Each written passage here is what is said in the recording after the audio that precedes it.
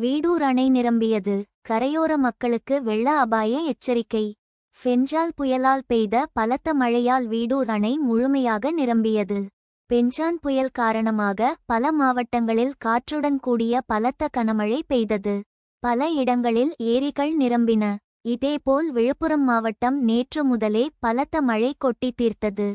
விக்கிரவாண்டி அடுத்த வீடூர் அணை முழுமையாக நிரம்பியது.